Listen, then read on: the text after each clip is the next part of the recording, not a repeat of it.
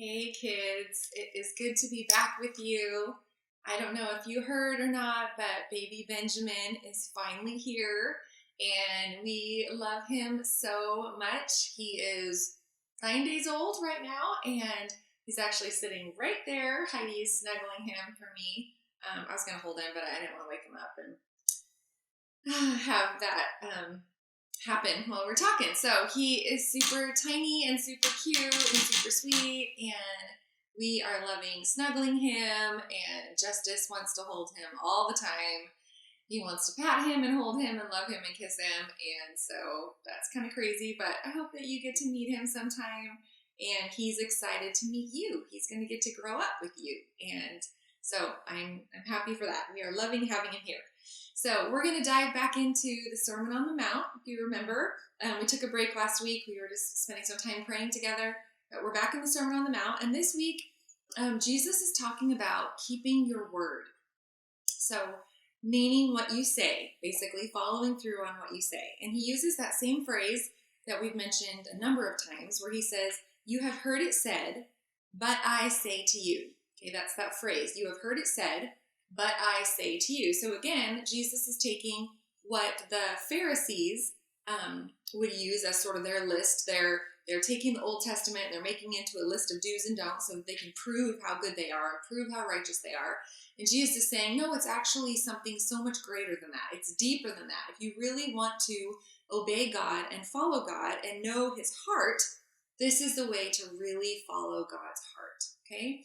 So he says in verses 33 to 37, he says, "Again, you have heard that it was said to those of old, you shall not swear falsely." So that means you shall not say something that you don't mean. You shouldn't say, yes, I'll be there at 1 o'clock, and then not be there at 1 o'clock, okay? "You shall not swear falsely, but shall perform to the Lord what you have sworn." So do what you say. If you say you're going to give a certain amount of money to God, follow through and do it. "But I say to you, do not take an oath at all, either by heaven, for it is the throne of God, or by the earth, for it is his footstool, or by Jerusalem, for it is the city of the great king. And do not take an oath by your head, for you cannot make one hair white or black. Let what you say be simply yes or no. Anything more than this comes from evil, or comes from the evil one." Okay? So Jesus is talking about an oath, okay? He's saying, don't swear by heaven or earth. Now, when he says swear, he doesn't mean swear like we might say that's saying a bad word. Okay, that's not what he means by swear in this. He's saying, if someone said, "I swear by heaven that I will pay back this money that I owe you," or "I swear by Jerusalem that I will do what I say I will do."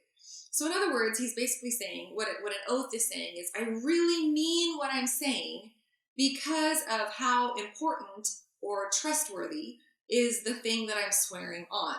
Okay, so I can prove that I really mean what I'm saying by saying that I'm swearing on or taking an oath on something really important. So you're showing how much you meant what you said by how big or how important the thing you took the oath on. Okay, now some people still do this sort of thing today. Not that much. Chances are you probably haven't run into this a lot. But the essence of what Jesus is saying still definitely applies to us today. So he's basically saying, let your word be enough. If you say you're going to do something, do it. You don't have to make a big dramatic deal out of it. Just do what you say you'll do. Let your yes be yes. Be the kind of person who is so trustworthy that you don't have to make oaths or other things to prove that what you really mean, that you really mean what you say. Okay? That you'll really follow through on what you say you'll do. Now, we see examples of this throughout the Bible, some good examples. There were some men that were working on building the temple. They were the craftsmen. They actually did the building, and they were faithful workers. They were using the money that people had given, kind of like tithes or offerings in the church. People had given money to be used for building the temple, and these faithful workers were so faithful. They followed through so well, doing what they said they would do, and they were so honest that it says that the priest didn't even require an account of the money that they used for the materials because they were so faithful, right? In other words, they were so good at just keeping their word that the people in charge of them didn't even make them say, okay, how much did you spend on this, rock, and how much did you spend on this wood, and how much, because they were faithful. They were just faithful. They were so conscientious. So basically this shows that when we prove over time that we will do what we say we will do, that we're faithful, that we're trustworthy, it saves everyone a lot of work. Okay, so the priests, they didn't have to go back and require all this accounting of those workers because they were so faithful that they could just trust them. Right? This is beautiful. This says a lot about the blessing of keeping our word. So in society, right, a lot of the rules and the regulations and all of the things that we have in place are just because people don't do what they say they'll do. They don't follow through. They don't do the right thing. So we have all of these rules and regulations and codes and restrictions because of that. But if everyone was honest and kept their word, a lot of those laws, not all of them, but a lot of them wouldn't need to be in place.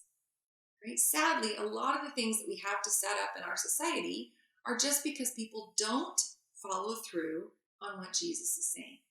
If everyone lived out what was in the Sermon on the Mount, we wouldn't need very many laws at all. Because everyone would be kind. No one would be angry. No one would be violent, right? No one would be stealing. No one would be doing any of these things. So the more virtuous we are, the more trustworthy we are, the more freedom we get. Okay, the more freedom, the more we are a blessing. Being a person of your word makes you a blessing to God and the people around you. Okay? Now, part of this, fulfilling this, is that we just really need to be careful about what we promise to do. Okay? It's easy to, we call this over-promise and under-deliver. Okay? It means that we say we'll do all these grand things and then we don't actually follow through on doing them. And that's one of the reasons we tend to break our promises is we just make too many promises. We over-promise what we're going to do. And I can be convicted of this very easily because I can overcommit. I want to help people. I want to be there. I want to be there for you. I want to do this. I want to pray faithfully for you. And then I don't, right?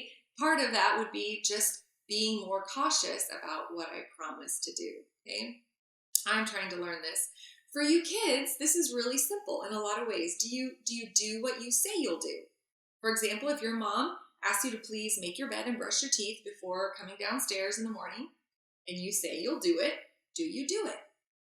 When you're doing your schoolwork, if your mom asks you to finish this math in the next half an hour, do you do that? Or does she constantly have to remind you over and over and over to please do what you said you would do? Right? It would be such a blessing to your family and to everyone around you if you follow through on what you'll say you'll do. So being that kind of person and doing what you say you'll do makes you reliable. And it is such a blessing to have reliable people in our lives. My big kids, Dutch and Heidi, are so incredibly reliable. It is such a blessing that I can ask them to take care of our baby and our toddler, or to do the laundry, or to do their schoolwork, or to do the dishes. And they do it. They follow through. And, they're a little bit older maybe than where some of you are. But it is a huge blessing to me. So when we follow through, we become a blessing to those around us. So let's think about it. I know I want to be a blessing to God and those around me. And I think you probably want to be a blessing to God and those around you. So think through, are there any areas where we need to keep our word? When I say we, I'm thinking of myself as well. Where do we need to follow through with something that we said we would do? Are there chores or schoolwork or things around our house that you agreed to do, but you don't do them regularly? Are there any areas where you haven't been trustworthy or reliable with your parents? This is the perfect time to acknowledge before God, say, I want to be a person who just my yes is yes. When I say yes, I mean yes. When I say no, I mean no. I don't go back on my word, and this will make me a blessing to everyone around, and it will make you trustworthy. Okay, and that will, again, be a blessing to everyone in your life. So thank you again for tuning in. You are a blessing, and I hope that you are blessed this week. We're praying for you, and we will jump into the Sermon on the Mount more next week.